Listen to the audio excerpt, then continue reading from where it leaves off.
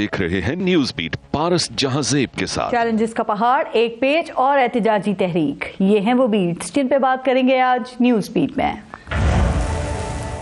अस्सलाम वालेकुम, मैं हूं पारस जहांजेब। पाकिस्तान के सरकारी इदारे जो आज नुकसान करने की मशीनें बने हुए हैं, ये हमेशा ऐसे नहीं थे। PIA हो या स्टील मिल, रेलवे हो या पाकिस्तान टेलीविजन, ये सब ही अपनी अजमत रफ्ता के अमीन रहे हैं। इन इदारों की तरक्की और कामयाबी की कहानियां भी हैं और इन कहानियों के चश्मदीद गवाह और सुनाने वाले भी मौजूद हैं। PIA कभी ऐसे ही पाकिस्तान की पहचान थी जैसे आज एमिरेट्स एयरलाइन मुत्तहदा अरब अमारात, कतर एयरवेज कतर की और ब्रिटिश एयरवेज बरतानिया की पहचान है। किसी जमाने में यही PIA जो आज पैसे की मोहताज और कौमी खजाने पर बोझ है ना, यही PIA पूरी दुनिया में पाकिस्तान की शान थी। यही PIA थी जिसपे अमरीकी सदर जॉन F कैनेडी ने सफर करना काबिल फख्र कारनामा समझा और उनकी अहलिया ने PIA पर अपने सफर को यादगार करार दिया। तो PIA का slogan great people to fly with बन गया। ये वही PIA तो है जिसने खलीजी मुमालिक की कई एयरलाइंस को खड़ा किया, उनके इंफ्रास्ट्रक्चर बनाने में मदद की, उनके पायलट्स और अमले को ट्रेनिंग दी। ये वही PIA तो है जिसने अपनी कमाई से पूरे यूरोप और बाकी दुनिया में असासे बनाए, 70 से ज्यादा रूट्स पर परवाजें चलाई, 40 से ज्यादा मुमालिक में जगह खरीद कर जाती दफातर बनाए, अपने होटल्स खड़े किए। ये वही PIA तो है जिस पे सफर करना सिर्फ पाकिस्तानियों की नहीं, दुनिया भर के लोगों की तरजीह थी। ये वही PIA है जिसके बेड़े में दुनिया की बड़ी एयरलाइन से ज्यादा और जदीद जहाज थे। आज वही PIA 180 अरब सालाना नुकसान कर रही है। ये वही PIA है जो किसी वक्त दूसरे इदारों को कर्ज देने वाली कंपनी थी और आज 800 अरब की मकरूज है। ये वही PIA है जो किसी वक्त आसमान की बुलंदियों पर थी और आज खसारों के गहरे गड्ढे में गिर गई है। ये वही PIA है जिसका स्टाफ किसी वक्त दुनिया में पाकिस्तान का सफीर हुआ करता था और आज उसका क्रू गैर कानूनी धंधों और स्मगलिंग जैसे जराइम में मुलविस होकर मुल्क का नाम बदनाम कर रहा है। ये वही PIA है कि जिसके स्टाफ का यूनिफॉर्म वो डिजाइनर बनाता था जो मलका एलिजाबेथ के कपड़े डिजाइन करता था। ये वही PIA है जिस पर सफर करके हॉलीवुड के सितारे यहां आते थे और आज उस पर सफर करना डरावना ख्वाब समझते हैं। ये वही PIA है जो 60 की दिहाई में जेट तैयारे खरीदने वाली एशिया की पहली एयरलाइन थी और आज तैयारों की मुरम्मत के पुर्जे खरीदने की सकत भी नहीं है। इस अजीम कौमी असासे का ये हाल एक दिन में नहीं हुआ है, बल्कि हमने इस इदारे में नाअहल लोग भर्ती करके ये दिन देखा है। इस अजीम इदारे को सियासी भर्तियों की आमाजगाह बनाकर हमने ये दिन देखा है। बद इंतजामी को रिवाज देकर ये दिन देखा है, यूनियन बाजी को फरोग देकर ये दिन देखा है, इस इदारे को सियासत का गढ़ बना के ये दिन देखा है, हुकूमतों को ब्लैकमेल करने के लिए हड़ताली कल्चर से ये दिन देखा है, जरूरत से ज्यादा यानी 10 गुना ज्यादा लोग भर्ती करके ये दिन देखा है। कौमी असासे की तबाही में हर हुकूमत ने यहां बराबर हिस्सा डाला और आज हम इस कौमी असासे को बीमार, मकरूस और खसारे ज़्यादा करार देकर बेचने की तैयारी कर रहे हैं। वैसे ये हाल से PIA का भी नहीं है। सरकार की जेरे निगरानी चलने वाला यहाँ हर इदारा जो है ना, उसका यही हाल है। स्टील मिल में भी ऐसे ही उसको तबाह किया गया। रेलवे का हाल बुरा भी इसी नाअहली, करप्शन और सियासत की वजह से हुआ। रेडियो पाकिस्तान और PTV को भी सियासतदानों ने सोने की चिड़िया समझकर तबाह किया। इसमें कोई शक नहीं है कि अब ये सब इदारे सरकारी खजाने पर भारी बोझ हैं। तो क्या इसका हल इनकी निजकारी ही है? इस पे सोचिएगा। आज के प्रोग्राम में गुफ्तगू करने के लिए हमें ज्वाइन किया है PMLN से 9 मुंतखब सेनेटर हैं नासिर भट्ट साहब। PTI से हमें अजहर सिद्दीक साहब ने ज्वाइन किया है, सीनियर वकील भी हैं, और सीनियर सहाफ़ी और तजज़ियाकार नसरुल्लाह मलिक साहब भी प्रोग्राम में मौजूद हैं। अस्सलाम वालेकुम, बहुत बहुत शुक्रिया आप सबका प्रोग्राम में शिरकत के लिए। पहले एक ब्रेक लेंगे, आप देखते रहिएगा न्यूज़ बीट। नासिर भट्ट साहब, आपसे शुरू करते हैं। पहले तो आपको बिला मुकाबला सेनेटर बनने पे मुबारकबाद। मियां नवाज शरीफ से भी ये आपको मुबारकबाद मिल गई है सर? बिल्कुल, मैं परसों वहाँ बैठ के मिल के मियां साहब, लेकिन आजकल हैं कहाँ पे? इलेक्शन के बाद से बिल्कुल ही खामोश हो गए हैं और वो ताज़ियत करने के लिए 1-2 मकामात पर गए तो नज़र आए। कोई इलेक्शन के जो रिजल्ट्स आए हैं उनसे मायूस हो गए हैं या फिर सियासत से रिटायर हो गए हैं? नहीं, मियाँ साहब कभी भी मायूस नहीं हुए। मियाँ साहब हमेशा उनकी हमेशा यही ख्वाहिश होती है कि पाकिस्तान है वो आगे जाए, अवाम को जो तवक्कात हैं उन पर पूरा उतरे। लेकिन हालात आपके सामने, आप मियाँ साहब माशाल्लाह बैठ के देखें, मरियम बहन जो वज़ीर-ए-आला बनी है तो उनका वो देखें कितना वो काम कर रही है। उसके पीछे मियाँ साहब ही है, लेकिन मियाँ साहब तो खुद चौथी मरतबा पाकिस्तान के वज़ीर आज़म बनने आए थे ना। वो तो कह रहे थे हमें सिंपल मेजॉरिटी मिलनी चाहिए, और 8 फरवरी को उन्होंने इसी उम्मीद का इजहार भी किया था। तो मायूसी तो बनती है। देखें ना, आपने कहा ना चौथी दफा वज़ीर आज़म बनेंगे तो इंशाल्लाह बनेंगे। नहीं, मैंने कहा बनने आए थे जी, बनने बिल्कुल, इस दफा तो नहीं बन पाए ना वो। नहीं कोई बात नहीं, बात यह है कि हुकूमत देखें ना, मेजॉरिटी अगर होती मिलती, मियाँ साहब का आपको पता है उन्होंने 3 दफा के वज़ीर आज़म है, वो जो फैसले करते हैं फिर वो उस पर अमल भी कराते हैं। और जब इस तरह की मेजॉरिटी हो तो ठीक है, उन्होंने शहबाज साहब को। सर मैं यही तो पूछ रही हूँ कि मेजॉरिटी ना मिलने पे मियाँ साहब मायूस हैं? नहीं, कोई नहीं, मायूसी नहीं है। लेकिन एक चीज़ होती है जो चीज़ जैसे इस्तकबाल हुआ था मियाँ साहब का जिस दिन वो आए थे, अवाम निकली थी, सब कुछ था। और फिर देखें जो हालात है, ये ऐसा इलेक्शन हुआ है कि हम कहते हैं कि ये क्या हुआ है। अच्छा, आप भी ये कह रहे हैं? नहीं, मैं एक बात करता हूँ, पीटीआई कहती है ये क्या हुआ है, फजल मान साहब कहते हैं ये क्या हुआ है। तो हम कहते हैं जी ये तो फिर जो हुआ है उसका फैसला हम इलेक्शन ट्रिब्यूनल में चले जाते हैं, जो वो फैसला करे मंजूर होगा। आप ये तो मानते हैं ना कि मुस्लिम लीग नून में इस वक्त 2 कैंप्स हैं, मियाँ नवाज शरीफ कैंप और मियाँ शहबाज शरीफ कैंप। एक मफाहमती और एक मज़ाहमत के हामी है, और जो मफाहमती कैंप है वो अक्सर बाजी ले जाता है। देखें, एक ही कैंप है मियाँ नवाज शरीफ, और शहबाज साहब के भी कायद मियाँ नवाज शरीफ है, मरियम साहब के भी कायद मियाँ नवाज शरीफ है, और मुस्लिम लीग नून जितनी है उनके कायद मियाँ नवाज शरीफ साहब में जो वो फैसला करते हैं सबको मंजूर होता है। ये लोगों की बात नहीं, लेकिन ये तो आपकी अपनी पार्टी के बहुत से लोग इस बात को मान रहे हैं। देखिए, मियाँ नवाज शरीफ ने 2008 में वोट को इज्जत दो का बयानिया दिया, खलाई मखलूक का बयानिया दिया। शहबाज शरीफ साहब ने आज तक खलाई मखलूक का लफ्ज इस्तेमाल नहीं किया। वोट को इज्जत दो को भी वो कहते हैं, इसका मतलब ये वोटर को इज्जत दो। मियाँ जावेद लतीफ को सुने आप सर, ख्वाजा आसिफ को देखें, वो तो जनाब बाजवा को पार्लियामेंट में तलब करने की बात कर रहे हैं, और हनीफ अब्बासी कहते हैं जिसने जितवाया उसी पे तनकीद कर रहे हो। ये किसके जमाने बोल रहे हैं? देखिए ये मैं आपको कहता हूँ, ये 2024 वाला इलेक्शन है, ये सब के लिए एक सवालिया निशान। हम तो कहते हैं कि जिसको अवाम मुंतखब करे वही हुकूमत करे। हालात जो है वो आपके सामने हैं। मुझे यकीन है इस बात का कि ये जो प्रोसेस चला है 2018 से बदतरीन, 2018 का बदतरीन इलेक्शन आपने देखा, उससे भी बुरा है। सुने, अगर उस वक्त जो लोग इनके पीछे थे, मनसूबाबाज थे, उनको सुनाई मिल जाती, ये साकिब निसार जैसे लोग, आसफ सईद खोसा जैसे लोग, इनके उस वक्त ज़मीर जाग जाते अगर, तो वो एक आयत क्या नाम है जज साहब का अपने जिनको अभी ये उस पर अभी बात करते हैं, लेकिन यहाँ ज़मीर किसी के नहीं जागते। अब आप खुद कह रहे हैं कि ये किस तरह से इलेक्शन हुए और क्या सेटअप है। आपको लगता है कि फिर ये कमज़ोर हुकूमत इस मुल्क को मौशी गर्दाब से निकाल सकेगी और एक पेच आखिर तक साथ रहेगा? देखिए, मुझे इस बात पे यकीन है कि इस मुल्क की अगर मजबूती है वो जमहूरियत में है जी।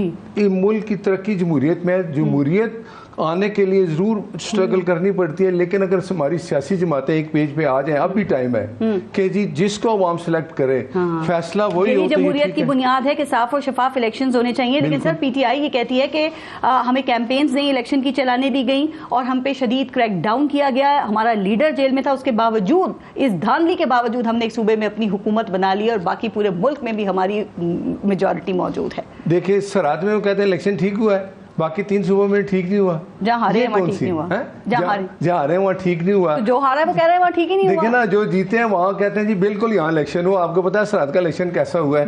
ये 10 साल गुजर गए सराद में इस पीटीआई को, क्या हाल है सूबे का? क्या उसके अवाम उनसे खुश है? मैं जरा सिद्दीक साहब से पूछ लेती हूँ, लेकिन आप ये तो मानते हैं कि इमरान खान जेल में हैं 7 माह से और डटे हुए हैं और कोई डील करके बाहर नहीं जाएंगे? क्योंकि पीटीआई भी यही कहती है। देखें, बात यह है कि इमरान खान ने जो कुछ किया उसकी सजा उसको अदालतें दे रही है। मियाँ नवाज शरीफ साहब को जब जबरदस्ती बाहर क्या भेजा गया, उनको खाने में कुछ चीज दी गई, जबरदस्ती बाहर भेजा गया? मेरी बात सुने, उनको खाने में, इसको तो देसी मुर्गे मिल रहे हैं ना, और कहते हैं वॉक करो जितनी लंबी वॉक कर सकते हो। हमारे तो मियाँ साहब का घर से खाना आता था, नहीं देने देते थे, अपना खाना देते थे। उसकी ये हालत होगी। बाद में इजाजत मिल गई थी नासिर भट्ट साहब। देखिए, जब उन्होंने इस हालत, मैं बताता हूँ जिस हालत में उनको पहुंचा दिया, प्लेटलेट्स उनके गिर गए, इनके डॉक्टर्स ने कहा, और यास्मीन राशिद थी, वो कहते हैं इनका इलाज नहीं हो सकता, इनकी जिंदगी खतरे में है। ये तो अपनी जान छुड़ा के उन्होंने भेज दिया। अगर ऐसा हो जाता, अल्लाह ना करे, उस वक्त मियाँ साहब के साथ है, वो कहते हैं उस वक्त मियाँ साहब हरीसे खाते थे। ये तो मैंने आपसे सुना है, मियाँ साहब को तो हरीसा वैसे ही नहीं पसंद, ये किसने कह दिया? लेकिन घर से खाना नहीं आता। कहा करती थी जी देखें, मैं एक बात करता हूँ कि फ़र्क देखें, नवाज शरीफ का घर से खाना उनको नहीं मिलता था, इसको कहते हैं देसी मुर्गा चाहिए, क्या क्या चीज़ चाहिए तुम खाओ, ये क्या है, ये कौन सी जेल है? राइट, इसीलिए प्लेटलेट्स नहीं गिर रहे, इसीलिए बीमारों के हॉस्पिटल नहीं पहुंचे हैं ना, इसीलिए बाहर जाने की बात नहीं हो रही, इसीलिए कोई पीटीआई कह रही है डील का जिक्र नहीं है। नवाज शरीफ को इन्होंने उस हालत तक पहुंचा दिया कि जिंदगी इनके लिए खतरा बन गया कि अगर इनको कुछ हो गया तो हम किधर जाएंगे। इन्होंने अपने खौफ से कि जी बाहर इनका इलाज हो सकता है, तो इन्होंने वो जो बाहर जाके भी मियाँ साहब ने जब चेकअप कराया तो वहाँ ये पता चला कि इनको खाने में कुछ दिया गया। आजाद सिद्दीक साहब, क्या ऐसे ही बात है और ऐसे ही कहा जाता है कि मियाँ साहब हरी से खाया करते थे? नासिर भट्ट साहब कह रहे हैं उनको तो ये पता ही नहीं है, और फिर आप कहते हैं कि इमरान खान जेल में डटे हुए हैं और डील भी नहीं करेंगे। नून लीग इसको भी नहीं मानती है सर। बहुत शुक्रिया पारस नासिर भट्ट साहब, जो कि बड़े अरसे बाद पाकिस्तान तशरीफ़ लाए हैं, तो पाकिस्तानी मारूजी हालात शायद अंदाज़ा नहीं है। मैं हक़ाइक़ से बयान आपके सामने रखूँगा। नवाज़ शरीफ की मैंने सारा रिकॉर्ड चेक किया, 20 से 26 मुलाकातें होती थी, बेहतरीन खाना, मुशक्क़ती उनको उन्होंने एक बादशाहों शहनशाहों जैसी जेल के अंदर, नहीं हो तो आ जाएँ एक जुडिशल कमीशन बना लें, इमरान खान और उनके बारे में आ जाए।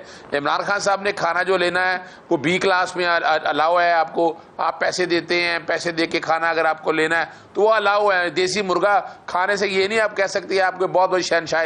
मैं जेल में मिला हूँ वहाँ पर बैठकर, मैं जो खुद जेल में लॉयर रूम में वक्त गुजारा हुआ है, तो ये जेल वाली कहानी अगर ना कहें इमरान खान ने तो वो अटक जेल में कितना वक्त गुजारा। नवाज शरीफ तो गुजार ही नहीं सके थे, वो तो इस मुल्क से बाहर चले गए थे, फिर उसके अड्याला जेल में देख लें, मिलने नहीं देते, पता नहीं क्या क्या कुछ हो रहा है। जो बात अब समझने वाली है कि जो समझना है इस मुल्क के अंदर ये जो सियासत का जो बाब छेड़ा है ना, इससे पहले तो जो सियासत का बाब था वो और था, उसमें सियासी जमात पाकिस्तान तहरीक इंसाफ इन्वॉल्व नहीं थी। इस वाले सारे प्रोसेस के अंदर पाकिस्तान मुस्लिम लीग नून पहले दिन से इन्वॉल्व है। पहले वो खुद हुकूमत, फिर वो एस्टैब्लिशमेंट के साथ मिलकर, फिर उसके बाद निगरान हुकूमत उनकी अपनी मर्जी की, उसके बाद अब आगे हुकूमतें उनकी अपनी मर्जी की। खुद देख लेना सारे का सारा सेटअप वही है। कोई सेटअप आपने तब्दील हुआ देखा, कोई आईजी तब्दील हुआ देखा, आपने चीफ सेक्रेटरी, कोई अटॉर्नी जनरल, कोई एडवोकेट जनरल, सारे के सारे वही लोग रखे हुए हैं और वही सारे निजाम को चला रहे हैं। ये सब 2018 जैसे ये जो कि पहले देखा जा सकता था। लेकिन मुझे ये बताइए कि एक तरह से इमरान खान जिनकी आप बात कर रहे हैं वो भी मियाँ साहब की तरह कहा जा रहा है माइनस ही हो गए हैं। खान साहब जो हैं वो इस वक्त इलेक्शन नहीं लड़ सकते, वो नाअहल हैं, उनको सजाएं हो चुकी हैं और कुछ दिन पहले मुलाकातें करने की भी इजाजत नहीं थी, लेकिन अब उनको इतना रिलीफ दे दिया गया है। या आप समझते हैं अभी भी प्लस हैं?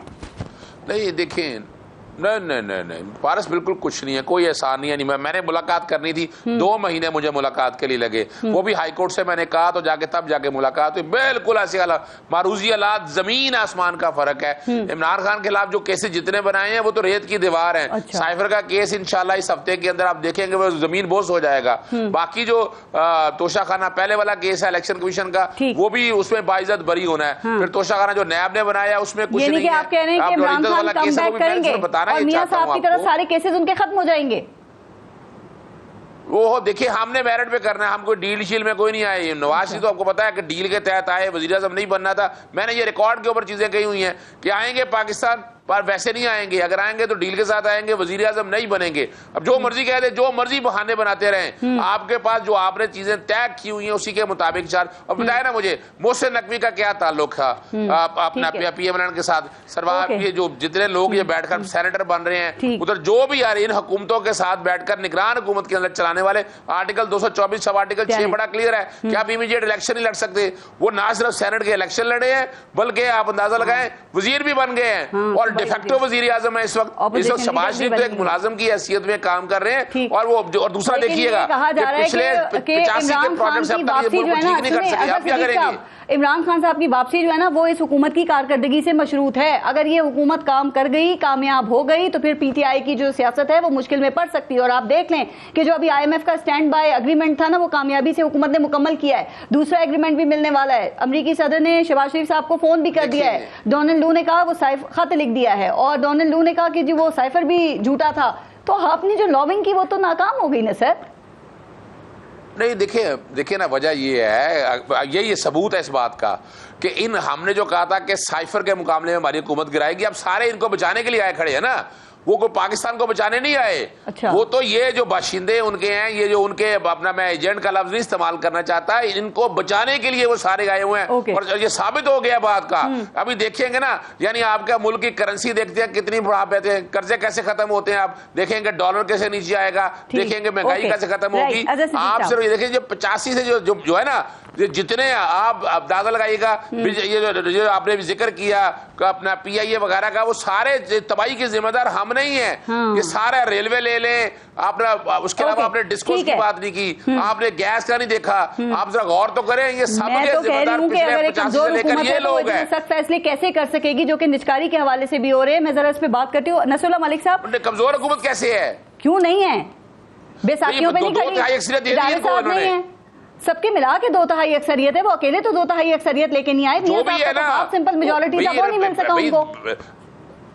जो भी है इस वक्त 2/3 अक्सरियत इनकी है, ये मिल मिला के काम कर रहे हैं। ये नहीं अंदाजा लगा, जो कहा जाता था कि अपना एक कौमी हुकूमत बनानी है, वो सारा कुछ तो आ गया। टेक्नोक्रेट हुकूमत बनानी है, वो भी आ गया सारा कुछ। यानी जितना कि इनको मवाद मिल गया है, चलाए ना ये हुकूमत। आप देख लेंगे कैसे चलाती है हुकूमत। नसरुल्लाह मलिक साहब, इसका भी जवाब दें। और दूसरा सर, वुमन सियासत में कहा जाता है ना कि कोई भी माइनस नहीं होता, लेकिन हम प्रैक्टिकली इस वक्त देखें तो खान साहब भी बराह रास्त तो कोई किरदार अदा नहीं करते दिखाई दे रहे हैं, और मियां नवाज शरीफ भी उस तरह सियासत में नहीं है। और दूसरी बात ये कि इस वक्त जो सेटअप है नसरुल्लाह मलिक साहब, आप समझते हैं मियां नवाज शरीफ इसमें खुश हैं या मायूस हैं? चूंकि सर वो तो अपनी इलेक्शन कैंपेन में भी ये सिंपल मेजॉरिटी की बात कर रहे थे कि बेसाखियों पे हुकूमत नहीं होनी चाहिए। शुक्रिया पारस। देखिए, मियां नवाज शरीफ की सियासत की उनको क्या उनकी रिक्वायरमेंट क्या थी, अगर आप इसको एनालाइज करें। मियां नवाज शरीफ साहब जब वापस आ रहे थे उस वक्त भी उनका टारगेट ये था कि अगर आपको सिंगल मेजॉरिटी मिलती है तो मियां नवाज शरीफ हुकूमत संभालेंगे, और अगर सिंगल मेजॉरिटी नहीं मिलती तो मियां नवाज शरीफ हुकूमत में जो है उसकी सरबराही नहीं करेंगे, बल्कि शहबाज शरीफ साहब हुकूमत की वज़ीर आज़म होंगे। मेन उनका मकसद था कि मरीम नवाज साहबा, जिनको वो अपनी सियासी जानशनी दे चुके हैं, वो पंजाब के अंदर, वफाक के अंदर किसी ऐसी एग्जीक्यूटिव पोस्ट के ऊपर आ जाएं जहां पे वो डिलीवर कर सकें, मुस्लिम लीग नून का वोट बैंक उसको एंगेज कर सकें। वो जो चैलेंजेस दरपेश हैं मुस्लिम लीग नवाज के लिए, उसको चैलेंजेस के ऊपर वो पूरा उतर कर पार्टी को आइंदा इंतखाबात के लिए एक मुनज़्ज़म भी कर सकें और पार्टी को मजबूत भी बना सकें। मेरे ख्याल में इस लिहाज से तो मियां नवाज शरीफ साहब कामयाब हुए हैं। उनके भाई वज़ीर आज़म है, बेटी उनकी पंजाब की वज़ीर आला है, और सबसे बड़े सूबे की वज़ीर आला है। और पंजाब में 141 कौमी असम्बली की नशिस्तें हैं, जहां अगर PMLN कम बैक करती है, डिलीवर करती है, अवामी राब्ता मुहिम बेहतर करती है, जिस तरह मियां नवाज शरीफ खुद फैसलाबाद गए अपनी बेटी के साथ, तो मेरे ख्याल में मुस्लिम लीग नवाज का टारगेट पंजाब है। इससे PTI की जो लीडरशिप है शायद इस बात को समझ नहीं रही। PTI अपनी गलतियों की वजह से उस सिस्टम से आस्ता आस्ता आउट हो चुकी है। जिस डील की अब बात कर रही थी कि जी वो डील जो है इमरान खान साहब लेने को तैयार नहीं है। इमरान खान साहब की डील एक ही है कि मुझे 2018 वाला स्टेटस मिलना चाहिए, यानी एस्टेब्लिशमेंट मेरे साथ मामला तय करे, मुझे दोबारा सपोर्ट करे, मुझे दोबारा हुकूमत मिले, मौजूदा जो हुक्मरान है इनको रुखसत करे। वो इतनी दूरियां बढ़ चुकी हैं, उसकी एक लंबी हिस्ट्री है। अभी साइफर का जिक्र भी हो रहा था सर, लेकिन आपने कहा कि अब बिल्कुल आउट है, लेकिन देखिए सूबे में उनकी हुकूमत तो है, लेकिन इस पे भी जरा बात कीजिए नसरुल्लाह मलिक साहब की इन खबरों में कितनी सदाकत है कि मियां नवाज शरीफ साहब को कोई सख्त पैगाम दिया गया है। मुक्तदरा चाहती है कि वफाकी जो गवर्नमेंट है उसमें मियां साहब जो हैं वो उसमें उनका कोई मुदाखलत ना हो, और मियां साहब ये चाहते हैं कि जो इसाकदार हैं वो हर इशू के अंदर वो शामिल रहें, अहम इशूज के अंदर। तो ये कहा जा रहा है कि यही एक फड्डा पड़ा हुआ है। और जो वजीर खजाना है इस वक्त मोहम्मद औरंगजेब, आपने देखा कि उनको जो कमेटियां थी काबिना की, पहले उनको उसमें शामिल नहीं किया, फिर ECC की सरबराही उनको दी, और अब कहा जा रहा है कि ये जो मुश्तरका मफादात काउंसिल है उसमें से भी उनको निकाल के इसाकदार को शामिल कर दिया गया है। तो नसरुल्लाह मलिक साहब ये चल क्या रहा है, ये कैसे डिलीवर करेंगे, फिर क्या चाह रहे हैं इसाकदार और मियां साहब? देखिए, मैं एक और आपसे अर्ज करता हूँ, जो इस वक्त सूरत हाल है औरंगजेब साहब के आने के बाद, इसहाक डार साहब के बाद, इसहाक डार साहब इंटरेस्टेड थे कि मुल्क के वजीर खजाना बने। अच्छा, दूसरी तरफ ये राय पाई जाती थी कि इसहाक डार साहब वजीर खजाना ना हो, बल्कि ऐसा शख्स वजीर खजाना हो जो टेक्नोक्रेट हो, जो अहम फैसले जो खास तौर पे जिसके बारे में गैर मकबूलियत वाले फैसले हैं वो करने पड़ेंगे तो वो कर ले। मेरे ख्याल में इसमें मियां नवाज शरीफ साहब भी ऑन बोर्ड है, शहबाज शरीफ साहब ऑन बोर्ड है, इसहाक डार साहब ऑन बोर्ड है, और इस वक्त कोई ऐसी फिजा पाई नहीं जाती कि कोई बड़ा इख्तलाफ मौजूद है। राय पे एक दूसरे के साथ इख्तलाफ हो सकता है, लेकिन एक बात समझने वाली है, वो समझने वाली बात यह है कि इस्टेब्लिशमेंट हो, मुस्लिम लीग नवाज हो, पीपल्स पार्टी हो, पीटीआई हो। अब इस सूरत हाल में माहौल जा चुका है कि ये अफोर्ड ही नहीं करते कि आपस में कोई ऐसी लड़ाई हो या आपस में इतनी दूरियां बढ़ जाएं जिसका फायदा पाकिस्तान तहरीक इंसाफ उठा सके। इसलिए ये प्रोपेगेंडा तो हो सकता है कि बहुत दूरियां बढ़ चुकी हैं। रही बात इसहाक डार साहब चाहते हैं, यकीनी बात है पाकिस्तान की सियासत में तो आप किसी को ये नहीं कह सकते कि वो किसी जगह पे जाने की ख्वाहिश ना रखता हो। हर शख्स ये समझता है वो ज्यादा डिलीवर कर सकता है। निगरान हुकूमत बन रही थी, आपको याद होगा, पाकिस्तान में से 3700 उम्मीदवार थे निगरान हुकूमत में शामिल होने के लिए। और ये जो चीज पाई जाती है कि ठीक है PMLN के कुछ लोग चाहेंगे। सर ये जो इसहाक डार है वजीर खारजा है, वैसे मुतमईन है? मेरे ख्याल में इसहाक डार साहब को वजीर खजाना बनाने का मकसद जो था वो ये है कि इस वक्त आपको इन्वेस्टमेंट चाहिए जी। इस वक्त आपको उन ममालिक के साथ जिनके साथ सऊदी अरब और चीन के साथ मामलात को मजीद आगे बढ़ाना है। शहबाज शरीफ साहब उस कोशिश में लगे हुए हैं कि इन्वेस्टमेंट आ जाए, लेकिन उसको मैच्योर करने के लिए बहरहाल आपको एक ऐसी शख्सियत चाहिए कि वो जाके उनसे बातचीत करे। सर मैं पूछ रही हूँ डार खुश हैं फॉरेन मिनिस्टर बनके या नहीं? चूंकि जो वजारत खजाना के हवाले से जो भी चीज होती है ना तो उसमें वो कहीं ना कहीं नजर आ जाते हैं, मौजूद होते हैं।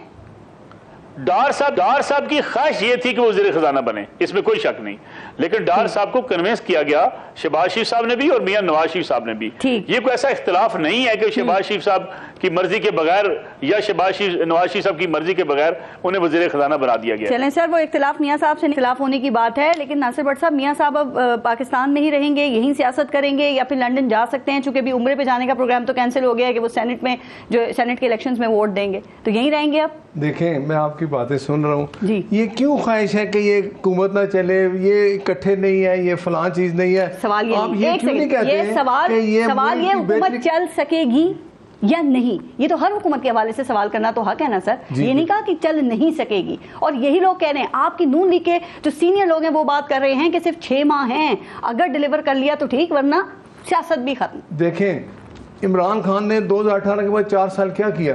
इस मुल्क में कितनी महंगाई की, कितनी तबाही की। नुकसान हुआ ना इमरान खान। हाँ, तो जिन्होंने नुकसान दिया, जो इसमें शामिल थे, उनको अगर पूछ लिया जाता कि बुग़्ज़ नवाज शरीफ में आपने क्या किया, अच्छा चलता पाकिस्तान? पूछे ना उन लोगों से। नहीं, मैं बताता हूँ ना, मेरी सुनो, पकड़े और उनसे पूछें कि भाई ये आपने मुल्क को किस जगह खड़ा किया और इस जगह खड़ा करने में किन का किरदार है। ठीक है, वो बुलाएं साकिब निसार को, वो जो कहता होता था कि मियां नवाज शरीफ को सजा दो, उसकी बेटी को सजा दो, वो जज अरशद मलिक को बुला के कहता था, तो उससे अगर पूछ लिया जाता, कौन पूछेगा, किसने बुलाना है उनको? लेकिन उस वक्त की अदलिया पूछती, आसिफ सईद खोसा से पूछे कि आपने क्यों अपनी आंखें बंद करी। अभी देखें, एक ये वीडियो चली ना छोटी, एक भाई ने अपनी बहन को वो गला घोंट के मार दिया। क्या मुल्क के हालात है। इस वीडियो पे अमल हो गया ना, बंदे अरेस्ट हो गए। तो उस वीडियो के बाद वो आसिफ सईद खोसा साहब कहते थे वीडियो चलाने वाला किधर है, उसको लाएं, वीडियो के फोरेंसिक कराएं सारा, क्योंकि कुछ नहीं करना चाहते थे। यही जिम्मेदार है। मैं आज भी ये कहता हूँ कि इस मुल्क की, अगर हमने मुल्क इंशाल्लाह हमारा है, ये आगे भी जाएगा, इसकी जमहूरियत में इसकी कामयाबी है, लेकिन इस वक्त जो हालात है, सब जमातों को इकट्ठे होकर एक बात सोचनी चाहिए कि हमने मुल्क को आगे ले जाना। आप जो बार हालात की बात कर रहे हैं, बिल्कुल आप ठीक कह रहे हैं। इस मुल्क में हर कुछ अरसे के बाद कोई ना कोई ऐसा बड़ा इशू सामने आ जाता है कि पूरे मुल्क में ज़िलज़ला आ जाता है। पहले 9 में हो गया था, और अब जो वो हाई कोर्ट के 6 सिटिंग जजेस हैं, उनकी जो उन्होंने खत लिख दिया है वो सामने आ गया। आपको लगता है कि जो जुडिशल कमीशन ऑफ गवर्नमेंट ने ये जजेस वाले इशू के ऊपर बनाया है, इससे ये मामला मंतकी अंजाम तक पहुँच जाएगा? बिल्कुल, मैं कहता हूँ ये एक अच्छा फैसला है। इसमें जिस चीज़ जो सवाल हैं उनके जवाब भी मिलेंगे, बुलाया जाएगा, पूछा जाएगा। पीटीआई ने तो मुस्तरद कर दिया, वो कह रहे हैं कि इसको खुली अदालत में समाअत होनी चाहिए। उनके लिए तो साकिब निसार को बुला दें, बड़ी जल्दी मान जाएंगे। इनको कहना उनको बुला देते हैं। इन लोगों ने तो इनकार करना है हर चीज़ पे। आप मुझे बताएं, वो पीटीआई किधर खड़ी है, किधर गए वो लोग जी? पीटीआई तो वो जमात है कि जब ये हालात हुए तो 1 घंटे में 10-10 बंदे आगे कहते थे हमने इमरान खान को छोड़ दिया। वो सरात के वज़ीर आला थे, वो उन्होंने कहा जी इमरान खान ये कोई बंदा है, इसने क्या किया? तो ये तो इनको जिन्होंने बनाया था ना, ये काबली की तरह जिन्होंने बनाया, वो जो उड़ गए, वो चले गए, वो खुद भी खत्म हो गए, वो भी नहीं दिख रहा है कहीं। और वो नवाज शरीफ फिर वापस आ गया। बार बार नवाज शरीफ को आपने बाहर भेजा, नवाज शरीफ फिर अवाम की ताकत से आ गया। ओके सर, लेकिन जजेस के इशू पे बताइएगा कि ये कहा जाता है जजेस के ऊपर दबाव तो होता है और बहुत से सियासी मुकदमात के फैसले भी यहाँ पे ऐसे दिए जाते रहे हैं और आप तो ज़्यादा बेहतर जानते हैं इस हवाले से। वो जज अरशद मलिक की जो उनसे एतराफ़ात करवा के और वो वीडियो जो आप सामने मंजर-ए-आम पे लेके आए, मुस्लिम लीग नून ने उस पर पूरा बयानिया बनाया था। तो अगर जज अरशद मलिक दबाव में फैसले दे सकते हैं और नासिर भट्ट जो है वो ये इंकशाफ कर सकते हैं, सामने उनको एक्सपोज कर सकते हैं, तो फिर इन जजेस पर दबाव क्यों नहीं हो सकता? तो फिर आप मुझे बताएं, जज अरशद मलिक को तो आपने हटा दिया, उसकी नौकरी चली गई, नवाज शरीफ की सजा नहीं उन्होंने खत्म की। आप देखें ना, बोगज़े नवाज में यही हुआ ना, मुल्क को जिस उन लोगों से आप पूछे ना कि आपने उस वक्त क्यों नहीं फैसला किया। अब तो सजाएं खत्म हो गई ना। देख सजाएं झूठी थी तो खत्म हो गई। झूठी आपने बताया ना, झूठी सजाएं दी, मुल्क को इस हालत में पहुंचाया, उसका क्या होगा? यही कहा जाता है। पीटीआई भी कुछ अरसे बाद कह रही होगी कि झूठी सजाएं दी, खत्म हो गई और आज वो दोबारा आ गई। यहाँ तो एक चक्कर है हमारे मुल्क में जो चले जा रहा है गोल। इमरान खान ने जोश जिस वक्त आया, जोश को लाया, उनके साथ जोश ने किया, वो आपके सामने है। इमरान खान के सामने ला के जो तजर्बा मुल्क के साथ किया गया, हम तो ये कहते हैं कि खुदा दोबारा इसको इस तरह के तजर्बात तो इस मुल्क में हो ही रहे हैं और इन तजुर्बात के बुनियाद पे जो निज़ाम खड़ा है ना, उसकी भी किसी को समझ नहीं आ रही, उसमें भी जमहूरियत कहीं नजर नहीं आ रही। मैं एक ब्रेक ले लूँ, ब्रेक लेते हैं, देखते रहिएगा न्यूज़ बीट। अच्छा अजहर सिद्दीकी साहब, ये जो हुकूमत ने ये जो जजेस वाला इशू है, इस पे जुडिशल कमीशन बनाया है, तो आपको क्यों इस पे एतमाद नहीं है? क्यों आपने इसको मुस्तरद किया है? जस्टिस तसद्दुक हुसैन जिलानी साहब इसको हेड कर रहे हैं, क्या एतराज है? अच्छा नहीं, दूध का दूध पानी का पानी एक ही दफा हो जाए। देखिए, आपको पता है कि हम ख्याल बेंच का जो आइडिया हमने नहीं दिया था, और जस्टिस काजी फाजिसा के आने से पहले लंदन से सारी क्या आवाज़ें आती थी कि क्या हो जाएगा, और हमने देखा वो सारे हालात आ गया। और अभी भी अगर वही हम ख्याल बेंच होती तो पूरा फुल कोर्ट बैठता, फुल बैठ के चीज़ें सारी देखता। के आने के बाद हम नहीं समझते कि मेरिट पे चीज़ें चल रही हैं। लाहौर हाई कोर्ट के वाले से मेरे पास बहुत सी बातें अभी तो मैं बताना नहीं चाहता, यानी वहाँ पर इलेक्शन सिंबल लेने का सेक्शन जो है 215, वो तकरीबन 29 फरवरी से वो फैसला महफूज किया हुआ है, और वो जज साहब ने, और वो जज साहब वही हैं कि 6-7 जजेस हैं जो बैठ कर फिर मखसूस रिश्ते, बहुत सी ऐसी बातें हैं। लेकिन असल जो बात है, तसद्दुक जिलानी साहब जो है ना, 13 साल केस, मियां नवाज शरीफ की नाअहली, एडवोकेट जनरल जब पंजाब बने थे, फिर उसके बाद उनके जो भाई हैं जिलानी साहब जो अमेरिका के सफीर रहे, तो आप समझिएगा चीजों सारियों को, तो हम नहीं समझते। नहीं, और एक और बात बड़ी बात है, एक सेकंड, एक चीज भूल गए। 2018 में इमरान खान ने उनको निगरान वजीर आजम के तौर पे उनका नाम तजवीज किया था, यही तसद्दुक हुसैन जिलानी थे, तो उस वक्त अच्छे थे। आज उन पे एतबार करने का दिल नहीं कर रहा आपको? नहीं, सवाल ये नहीं है, आप जरा बात को समझिएगा। इशू क्या है कि जो इंक्वायरी कमीशन है ना, इंक्वायरी कमीशन का इख्तियार ही नहीं है। मैं इसको चैलेंज करने का आने दो, नोटिफिकेशन अजहर सिद्दीकी चैलेंज करेगा। इससे पहले मॉडल टाउन साने में भी बना था कमीशन, क्या हुआ उसका? कोई रिजल्ट निकला है आपके पास? इससे क्या रिजल्ट निकलेगा? और वैसे भी इनका इख्तियार कहाँ से है? ये जजेस के बारे में इंक्वायरी किस कैपेसिटी में करेंगे? अजहर सिद्दीकी साहब बिल्कुल ठीक है, 9 मई पे कमीशन क्यों मांग रहे हैं? धांधली पे आप कमीशन क्यों मांग रहे हैं? क्या ये आपका फिर डबल स्टैंडर्ड नहीं है कि जहां बना दिया वहां मानने को तैयार नहीं है, जहां वो नहीं बना रहे वहां मांगते हैं? ना, मैं पारस में बता रहा चलूं, हम इंक्वायरी कमीशन कोई नहीं मांग रहे जो हुकूमती ज़ेर असर हो।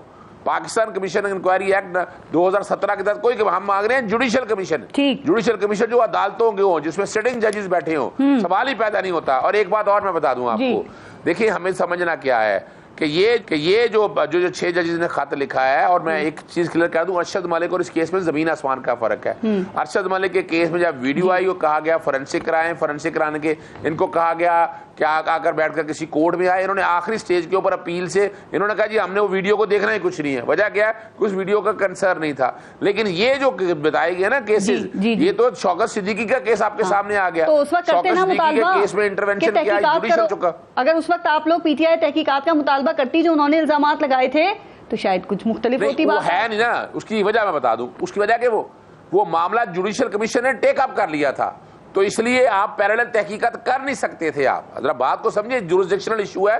यहाँ भी क्या है, यहाँ हमारा नुक्ता नजर बड़ा, और मैं बता दूं लॉयल मूवमेंट इसमें चल रही है। हम नहीं मानते इस किसी कमीशन को, और ऐसे कमीशन को कि जिसने बैठ के मट्टी डाल ली हो। लॉजिक समझ लीजिएगा, उन जजेस ने पहले मई 2023 में खत लिखा, फिर फरवरी 2024 में खत लिखा, और वो जुडिशल कमीशन में इसलिए लिखा कि आर्टिकल 209 सब आर्टिकल 9 के तहत जजेस का कोड ऑफ कंडक्ट है, जो chief justice Islamabad high court है वो मिसकंडक्ट के मुर्तकब हुए हैं, उनके खिलाफ सुप्रीम कोर्ट को बाकायदा जो है सुप्रीम जुडिशल काउंसिल में मामला लेकर जाना चाहिए था, और वहाँ जजेस सारे हाई पावर कमेटी लेकिन ये कहा जा रहा है कि ये जो जज मिसकंडक्ट के मुर्तकब हुए हैं, इनके इस खत के सामने आने की टाइमिंग के ऊपर सवालात हो रहे हैं। वो कह रहे हैं कि जो साबिक चीफ जस्टिस उमर अता बंदियाल थे उनको भी अप्रोच किया गया था, लेकिन उन्होंने भी इसके ऊपर कोई नजरअंदाज किया, तवज्जो नहीं दी। मैं नसरुल्लाह मलिक साहब से भी इस पे कमेंट ले लूं एक।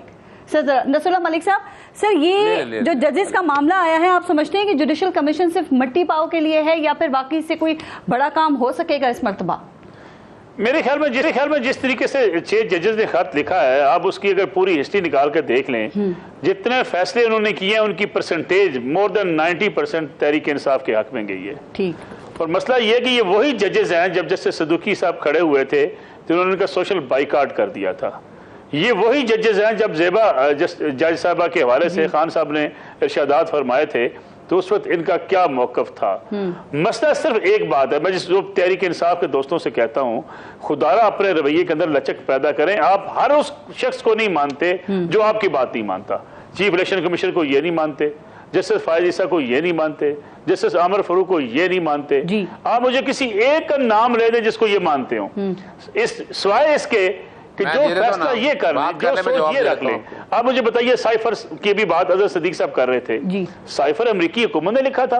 अच्छा, जब ये साइफर के बारे में कहा गया कि पाकिस्तान में कोई मुदाखलत नहीं हुई, पूरा प्रोपेगेंडा किया गया कि जी साइफर कहते थे आया नहीं, अब तो साइफर मान लिया गया।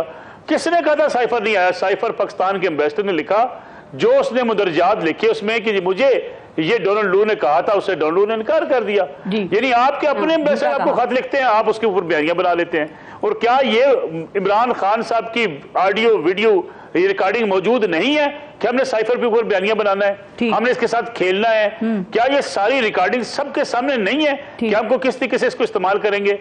तहरीक इंसाफ को यह बात समझनी पड़ेगी कि जहां वो उनके खिलाफ ही फैसले आ जाएं उस बात को समझें। लेकिन बदकिस्मती से मैं अजहर सदीक साहब से गुजारिश आज करना चाहूंगा, मैं इस मुल्क में ये क्यों है कि ये इंसाफ लायर फोरम है, ये मुस्लिम लीग नवाज लायर फोरम है, ये पाकिस्तान पीपल्स पार्टी लायर फोरम है, जब आपकी जुडिशरी की इंडक्शन इस बुनियाद पर होती है कि ये फलां चैम्बर का बंदा है, यानी शेखपुरा से एक शख्स इलेक्शन लड़ता है, इलेक्शन हारता है, इमरान खान साहब की हुकूमत में वो जज बना दिया जाता है। आप मुझे बताइए, जब जजेस की इंडक्शन इस तरीके से होगी फिर आपके ऊपर सवालात तो इसमें किसने सवाल करना था? ये पता नहीं इस मुल्क में जुडिशियल रिफॉर्म्स जो हैं वो कब लाई जाएंगी और इस तरह के मसाइल भी हल होंगे। नासिर भट्ट साहब, एक बात बताइए कि ये अब परसों सेनेट के इलेक्शंस हैं और पाकिस्तान तहरीक इंसाफ की इल्ज़ाम लगा रही है कि पंजाब से हमारे कोई 40 MPs जो हैं वो आप लोगों ने तोड़ दिए हैं।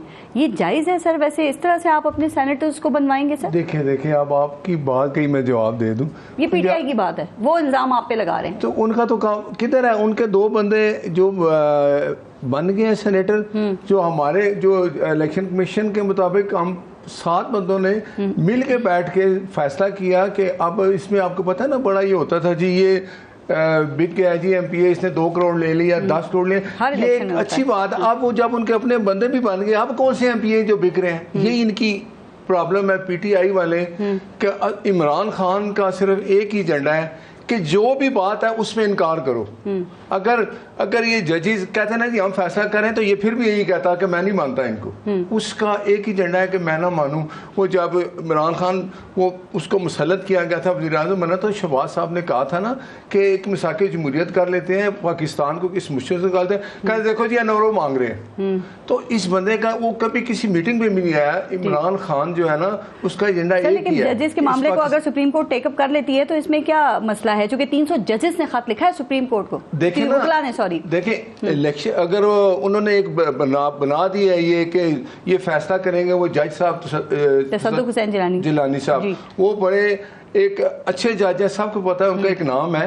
आप मुझे बताएं, अगर ये कहते ना जी प्राइम मिनिस्टर रिटायर्ड जज क्यों देखें वो कहते हैं क्यों रिटायर्ड, हाजिर सर्विस क्यों नहीं? इसमें क्या फ़र्क है? इसमें क्या फ़र्क है कि रिटायर्ड जज फैसला होना है, मेरे जो तहफ़्फ़ुज़ात है मैं भी जाके बताऊं, ये भी जाके बताएं, फैसला हो जाएगा कि ये वाकई इसमें कुछ चीज़ है कि नहीं। मैं आज फिर ये बात कहता हूँ कि 2018 में जब इसको मुसल्लत किया गया था, जो लोग इसके साथ खड़े थे, जिन्होंने इसको मुसल्लत किया गया था, उनको सजाएं उस वक्त मिल जाती। ये इमरान न्याजी उस वक्त एक ही बात करता था कि जी नवाज शरीफ चोर है, ये चोर है, इसके अलावा उसने कुछ नहीं किया 4 साल में।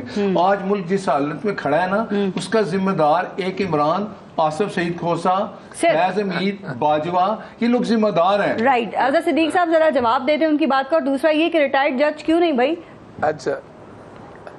अच्छा मैं पहले बताता चलूं, नसरुल्लाह मलिक साहब ने तो पूरे प्रोग्राम में सर पीटीआई के अलावा और कोई सियासी जमात उन्हें नजर नहीं आई। उन्होंने तो पानी के पुल बहा दिए सबके ऊपर के, पता नहीं क्या क्या, सोने से शहद की नहरें बह रही हैं। मैं सिर्फ उनके नॉलेज के लिए बताता चलूं कि ये जो जजेस की तैनातियां जो है ना पीपल्स पार्टी के दौर में होती थी, तो अल जहाद ट्रस्ट पढ़ लें, अपना शरफ अफरीदी पढ़ लें, वो निकाल दिए गए। नवाज शरीफ हमेशा जजेस भर्ती करता रहा और जजेस, और उस पार्टी में आज भी देखे रिटायर्ड जजेस, रिटायर्ड जनरल, रिटायर्ड ब्यूरोक्रेट, ये सारा रिकॉर्ड के ऊपर है। और दूसरी चीज जहां तक मैं बताना चलूं कि 2018 में इमरान खान की गवर्नमेंट आई थी, तो उस वक्त आरटीएस बिठाया गया था इमरान को हराने के लिए। उसका सबूत ये है कि अगस्त 2018 में आई थी, अप्रैल 2019 में ख्वाजा आसिफ ने कह दिया कि जनाब जब जनरल बाजवा से उनका राब्ता हो गया था, यानी खुद उन्होंने आकर कहा। और उसके बाद हमने देखा 2019 में नवाज शरीफ इस मुल्क से निकल के चले गए। तो ये जो कहना है एस्टैब्लिशमेंट, पहले दिन से ही नवाज शरीफ जो कि पैदावार है एस्टैब्लिशमेंट की, अपना इमरान खान ने एस्टैब्लिशमेंट को उस तरह से पजीराई नहीं दी। उन्होंने कोशिश की कि आजाद और खुद मुख्तार मुल्क बन सके, लेकिन ये सारी सियासी जमातें वहां इकट्ठी हो गया। अब अगली बात की तरफ आ जाए कि 90 दिखे इंक्वायरी कमीशन, अगर आपने सीखना है तो इंडिया से सीखें। इंडिया का इंक्वायरी कमीशन क्या करता है कि जब ऐसी रिपोर्ट बनाता है तो रिपोर्ट पार्लियामान में पेश होती है। यहां मैंने बता दे, मैंने माजी में आपके सामने बता दी है, चीनी के कमीशन की इंक्वायरी कमीशन बैठाया था हम लोगों ने महंगाई के हवाले से इंक्वायरी कमीशन, तो हमने कोर्टें इन्वॉल्व हुई, जुडिशियल साइड में आकर तब चीजें सेटल डाउन हुई थी। ठीक है, यानी ये कमीशनों से बाहर नहीं, इतने जुडिशियल कमीशन बने हैं, उनके नताइज क्या आए वो भी आपके इल्म है। सर मुझे बताएं, ईद के बाद आप पीटीआई क्या करेंगे? आप देखें ना, ईद के बाद क्या करने जा रहे हैं? कोई बड़ी एहतजाजी तहरीक चलाने का ऐलान आपने किया, आपको लगता है रियासत आपको अभी तो वोकरा ने लिख दी है, सियासत इजाजत दे ना दे, एहतजाज हमारा हक है, हमें दबा के इनको भी अंडरग्राउंड कर दिया करके देख रहा है। सिद्दीक साहब आपकी नजर नहीं आते?